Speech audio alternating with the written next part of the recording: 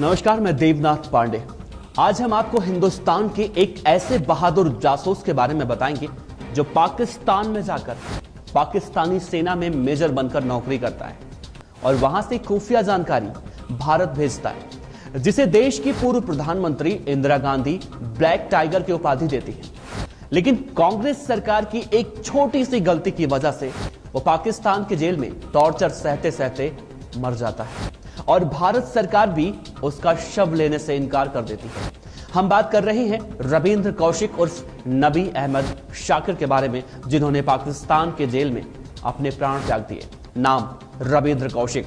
नाम तो सुना होगा आपने, शक्ल बदलने में माहिर रविंद्र कौशिक उर्फ नबी अहमद शाकिर। अगर नहीं सुना है तो चलो हम आपको सुनाते हैं। श्रीगंगानगर में हिंदू पंडित के घर पैदा हुआ एक बालक जिसका नाम रखा गया रविंद्र। रविंद्र नाटक एक्टिंग करने का बड़ा शौकीन था। उसे बहरूपिया बनने में महारत हासिल थी, लेकिन जिंदगी के पिक्चर में इस होनहार लड़के की किस्मत ऊपर वाले ने कुछ अलग ही लिख रखी थी। रविंद्र कौशिक के साथ कुछ ऐसा हुआ कि एक बार रविंद्र पंडित नाटक में एक्टिंग कर रहे थे। इनकी एक्टिंग देखकर एक लखनऊ के सेठ ने उन्हें नवाबों के शहर लखनऊ बुलाया। यहां पर रविंद्र कौशिक ने एक नाटक में देश प्रेम का रोल अदा किया। उस नाटक के किरदार में रविंद्र भारतीय सेना के एक सैनिक बने थे। लोगों को रविंद्र की एक्टिंग एकदम सच की तरह लग रही थी और लोग तालियां बजा रहे थे। उस भीड़ में हिंदुस्तान के रॉ का एक बड़ा अधिकारी ये नाटक देख रहा था। जैसे ही नाटक खत्म हुआ, नाटक खत्म होने के बाद उस अधिकारी ने रविंद्र से पूछा, मेरे लिए काम करोगे?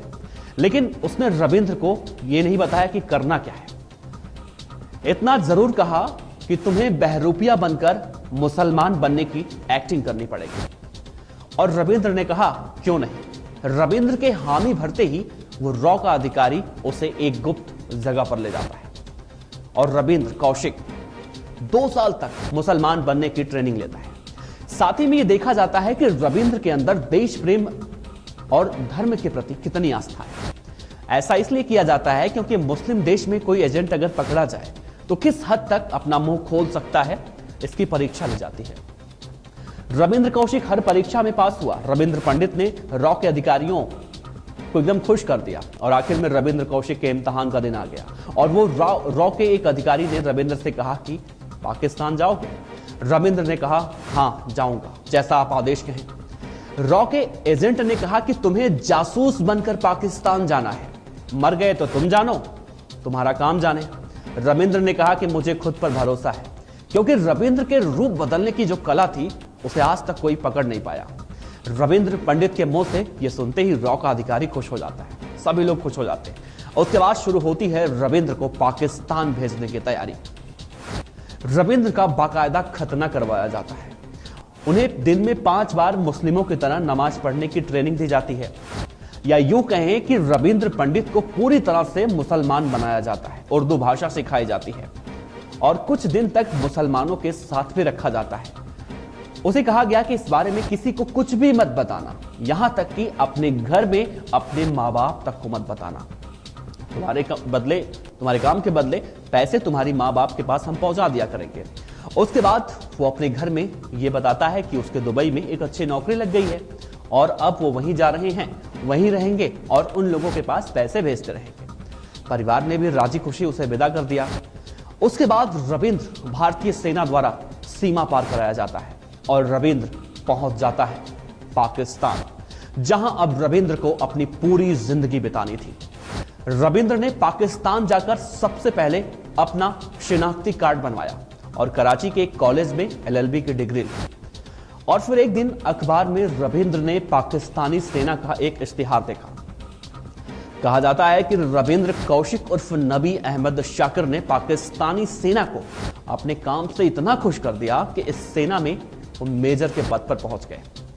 पाकिस्तान में मेजर का पद बहुत बड़ा पद कहा जाता है और आखिर में उन्होंने अपने एक सीनियर अधिकारी की बेटी फातिमा, एक मुस्लिम लड़की से शादी कर ली। फातिमा से रविंद्र दिल से प्यार करते थे, लेकिन रविंद्र ने इस बात की जानकारी कभी फातिमा को नहीं होने दी कि वो उसके देश की जासूसी करने आए हैं। वो मुसलमान नहीं है बल्कि एक भारतीय हिंदू हैं। मुसलमान बनकर उससे शादी की है। रविंद्र कौशिक इस दौरान पाकिस्तान से भारत में कई खुफिया जानकारियां दे रहे थे, जिससे भारत को काफी मदद मिल रही थी। इधर रॉ के अधिकारी खुश थे और उधर पाकिस्तान में पाकिस्तानी सेना रविंद्र कौशिक उर्फ नबी अहमद शाकिर के काम से खुश थे। सब कुछ ठीक ठाक चल रहा था, लेकिन कांग्रेस की सरकार से बहुत बड़ी गलती हो गई। दरअसल हुआ कुछ ऐसा कि कांग्रेस की सरकार चाहती थी कि रविंद्र कौशिक उर्फ नबी अहमद शाकिर की मदद के लिए, सहायता के लिए पाकिस्तान में एक और आदमी भेजना चाहिए। इस बारे में रविंद्र से बात भी होती है, पूछा जाता है, तो रविंद्र मना कर देते हैं, कहते हैं कि मैं अकेला ही काफी हूं, मुझे किसी की जरूरत नहीं है। लेकिन कांग्रेस सरकार के दबाव में रविंद्र कौशिक को हामी भरनी पड़ती है और फिर एक रॉ के एजेंट को तैयार किया जाता है पाकिस्तान के लिए, ठीक वैसे ही जैसे रविंद्र पंडित को तैयार किया गया था। उसने किसी तरह से भारत का बॉर्डर तो पार कर लिया, लेकिन पाकिस्तान में पहुंचकर रुक गया एक ढाबे पर चाय पीने के लिए, जहां पर कुछ पाकिस्तानी सैनिक पहले से ही बैठे हुए थे। उन सैनिकों ने इस एजेंट को देखा, इसकी बोलचाल से उन्हें कुछ शक हुआ, तो सैनिकों ने वहीं पर इस एजेंट को पकड़ लिया, पूछा कि कौन हो। उस महामूर्ख एजेंट ने सब कुछ बक दिया, बोला कि मैं तो भारत से आया हूं, मेरे दोस्त से मिलने के लिए, समय खराब था। उसमें से एक ने कहा, बता कौन है तेरा दोस्त, नहीं तो गोली मार दूंगा तुझे। इतना सुनते ही वो रॉ का एजेंट शुरू हो गया, बोला मैं तो रॉ का एजेंट हूं और यहां पर मौजूद अपने एक दोस्त से मिलने आया हूं, जो कि आपके सेना में मेजर है, जिसने हिंदू होते हुए भी पाकिस्तान के एक अधिकारी की बेटी से शादी की है, उसकी मदद करने आया हूं मैं। रॉ के एजेंट की बात सुनकर पाकिस्तानी सेना के जो जवान थे वो हक्का बक्का रह गए। एक सैनिक ने कहा कि तुम उससे कहां पर मिलने वाले थे, उसी के प्लान के हिसाब से बुलाओ उसको, वहीं पर मुलाकात होगी।